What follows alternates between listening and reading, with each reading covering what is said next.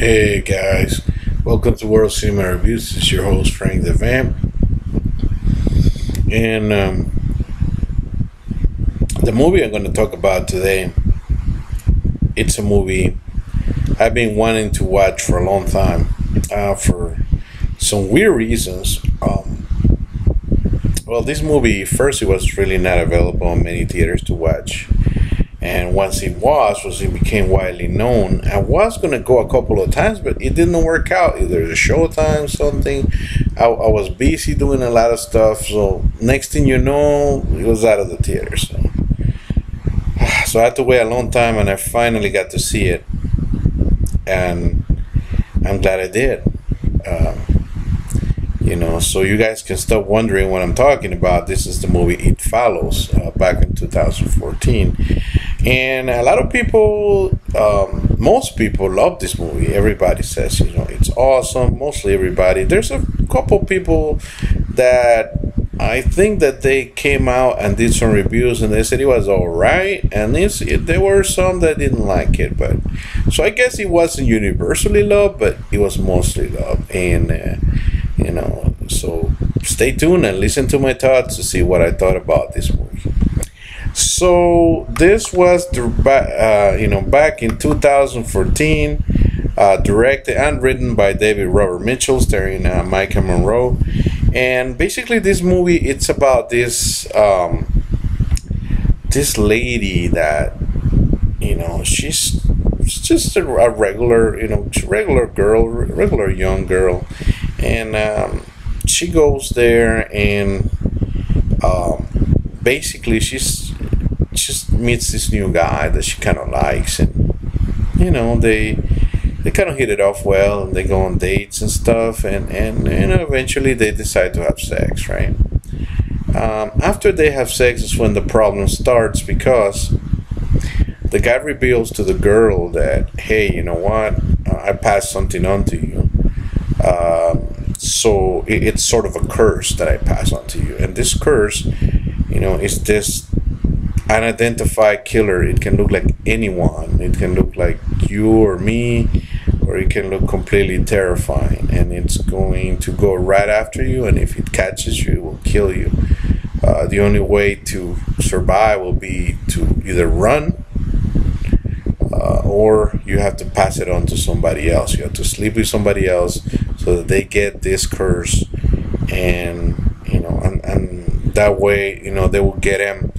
However, it's kind of tricky, because if they get if the guy explains that if they get you, then it comes right back to me. So you have to stay alive and pass it on, and then at first the girl doesn't believe it, but then she starts to realize that this could be a very terrifying, horrible reality. And that's where I'm going to leave the explanation, because most reviews are like that, and I've seen a lot of reviews of this, so I'm not going to be the one that spoils everything, right? So I'm not going to spoil basically what happens in the movie. Rather than that, I'm going to talk to you and tell you that this movie is fantastic. There's a couple of people who said, it was okay. It was like, no, this is unbelievably great and awesome. I'm going to tell you why. It's many reasons, and that's what I'm going to focus on. Why does this film work? And talk about some of the aspects. And they may involve some of the plot points, but I'm going to be very abstract, and I'm going to give away anything, because if you haven't seen It Follows, you're missing out one of the best horror films.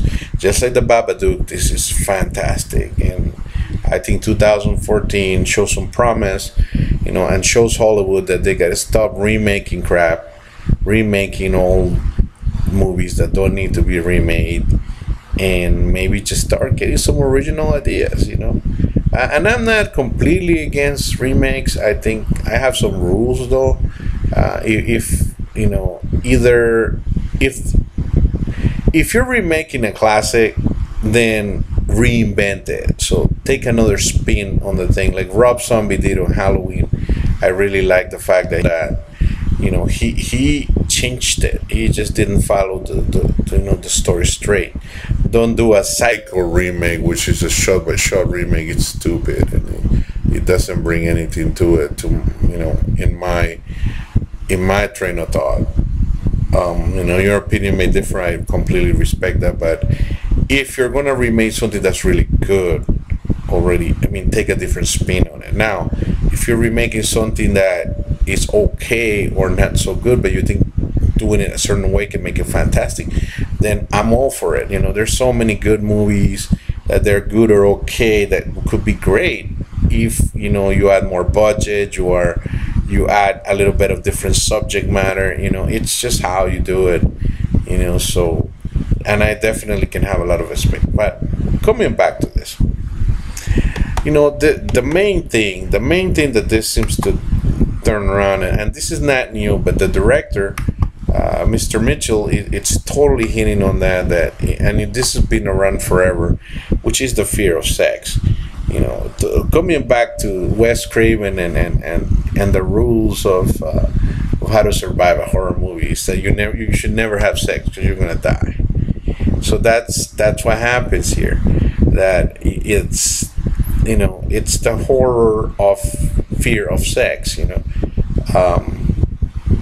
The morality, the views of morality and what is has changed throughout the centuries. And I don't want to say that all societies in the past were moral and now they're immoral, because it's really not the way it goes. It actually, there's certain things that have changed. There have been many societies that were of polygamous natures and different cultures that encourage multiple wives and sex as a free expression forms, but in the current in the 19th, 20th, 21st century, what have you, in Western societies, especially in cinema, what happens is that in the beginning of cinema, and how it evolved,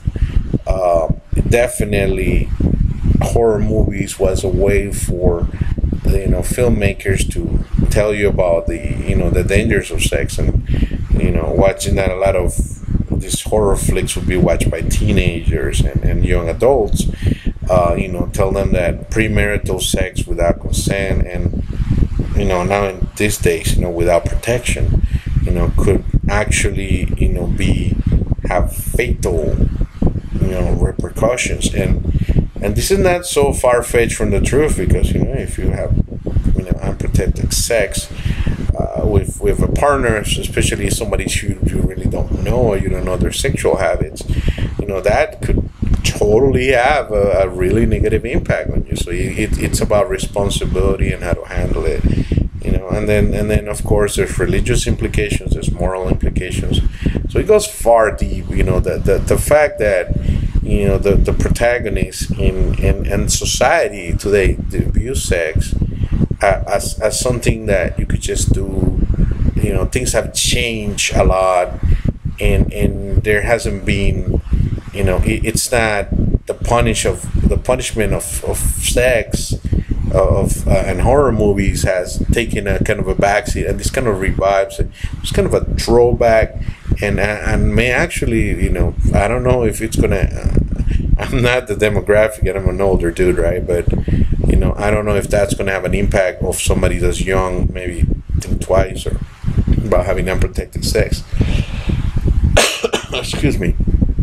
So if we see that, it's really a matter of thinking what you can really, how you're going to handle sex in this society. And in this movie, sex is a total weapon. I mean, it's and it's basically, and it kind of, if you can see that, it kind of totally resembles an STD.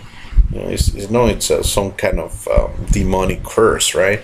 But it can be it certainly can be a metaphor for an STD like AIDS or hepatitis or gonorrhea, whatever have you. And if you know you have this and you go on and have sex with somebody else, you're pretty much putting their other person's life in danger. And then you have sexual responsibility to have, and social responsibility. It's just something, really deep. Think about it. So it's a true thing. Now, why is this movie super scary? It's the fact that it's a non-defined monster that makes it scary. That's the scariest thing, that you just don't know what form is this going to appear. Do you know, have you guys watched many horror movies that you guys may start to be interested on it and watching, and then finally comes a monster reveal. You get to see who the killer is, and then you're disappointed because you see that the makeup effort was not well done, and you're like, oh, it doesn't. This is so cool because the killer, right, the entity, supernatural entity that kills, doesn't have an undefined, and it's rather terrifying because you don't know what it is, but it creeps along. It's very slowly, goes about relentlessly will pursue you. So sort of like the zombies on Night of the Living Dead, not fast zombies, running zombies. They're persistently taking it. They absolutely will not stop until they eat your brains, your flesh, right? In this place, the way that the entity kills, it's right, terrifying and violent and really mean spirited and horrible. So once you will get to see what this thing does, it's terrifying, and there's no talking to this thing. I mean, it's like Terminator 2 type of thing. You can't reason with it, you can't bargain with it, you can have a conversation to why are you doing this, and it's really unnerving, and that takes me to the suspense part, which is one of the best things. That suspense is really cool because imagine it is this entity that just follows you, right? You can run away, you can get in a car, get away from it, and eventually, it will creep back to you and will follow you, and the thing is that you may be it's the things that you're eventually going to get so tired you're going to fall asleep. And when you wake up, you immediately look around and you don't know how long have you been asleep, how fast can it travel. And there's no set defined thing that how sometimes it seems to be faster, sometimes it seems to be slower. So it doesn't know. So it's really unnerving how, there's one scene that I really like that has the protagonist run away, and she sleeps on the hood of her car. She's so afraid. And what happened is that she looks around and she sees it. I mean she doesn't see it, but he said she falls asleep, and then when she wakes up, she starts to look around, and the camera pans one way, and you know what, there's a 360 view, so there's three other things that you're so into the character. So like, for example, I'm looking straight up, right, but I don't know what's over there. So over there, it could be coming right behind me, it could be coming down from there, so it could be coming from above. I mean, that's, you just don't know. That's why it's, they tell you that you kind of like, the guy that tells the ladies like, hey, you gotta know where the exit is, and you gotta kind of have to avoid this thing. And the timing, it's excellent. I mean, it's done so. The suspense is so, it doesn't let you rest, because there's not any particular time when you can say, oh, she's safe, she got it. Well, maybe the part was just getting away, but I mean, it doesn't let you rest that much. So it's a really, really intense experience. The acting is pretty good. I really like Miss Monroe, when she's really screaming, I can feel her pain. I can really see that she's terrified. She's crapping herself. When she sees it, and the fact that nobody else can see her, only her, and whoever has the curse can see her. It's really, it's frustrating for her, and because no one will lead her, and but it's just, it's just unbelievable.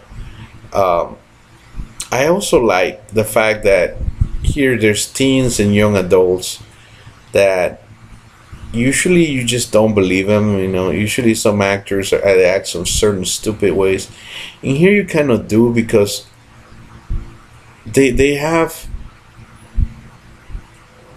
I can tell you that, and in the very beginning, because this is not a big. There's not. I'm not spoiling any major plot points, but at first, she goes to the cops, and she tells them about the boyfriend that did this to her, right? And but later on, they start not trusting authority. They start not trusting older adults. They kind of all band together and try to, her friends and her, and try to find out what's going on. So it's a mistrust of adults. It's very fallow, and the way they kind of nonchalant about everything, it's like I can totally see that the way they are, to be very believable. The ending, it's actually very good, and it's sort of undefined, and kind of leaves, kind of leaves it up in the air for you to think about it, and it's the perfect ending for it to have. You kind of wonder, does love win? Does it win? What does it win? Who loses? Do they all lose? It's just that defined. Finally, I wanted to talk to you, and tell you that there's, if you notice, there's several little homages to 1950s horror films. Like there's creatures and things like that, and this would have been a perfect 1950s flick. Like, so it's kind of, it makes it sort of timeless, because it's so cooler because you don't have any rubber monster to go with this. There's no fake tentacles to go with this creature feature.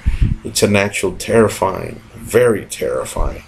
Like I tell you, like I watched it, after midnight, because I'm crazy like that. I like to get scared. I want my money back when I don't get scared. I like thrills. And the worst thing is that unfortunately I don't get scared that much because I'm so callous. I watch horror films every day, so it just doesn't. A lot of people may jump about something that it doesn't even make me flinch, but this movie, yeah, made me feel uneasy at night. Like it took me a little bit of time to sleep. Because I was maybe I wasn't so scared, but I was tense. Like he left me tense. So it's a very intense movie, and I love the fact about the 1950 movies that they're playing on the background, and that stuff. Coming back to that, I love the fact that the homage, all that, and I can totally see something here. Finally, the last thing I wanted to say is the music is so weird, so retro, so sci-fi, so creepy. Like, I love the music. I love the special effect that it has. And there's not a lot of soundtracks on it, but the little there is perfect. So this is a must-see. I'm going to go ahead and give this an A. This is fantastic. So one of the best horror films I've seen in a long time, along with The Babadook. Definitely, I recommend you to see It Follows. Tell me your thoughts about It Follows. You've probably seen it already. This is super late, I realize. And I'm ashamed that as a horror fan, it took me this long to see it, but I finally got to see it. So did you like it? Did you didn't like it? What are your thoughts about it? Share. Did you not like it? There's some people, I started to see a little bit more and more people that said that they didn't like it. Or tell me your thoughts. Tell me why you think it wasn't as good as I, prove me wrong. Besides, there's no right or wrong things about this. Hey, sometimes I like movies nobody else likes. And then some movies that I like, that everybody else likes and I don't. So, but this movie I definitely love. So this is a must-see.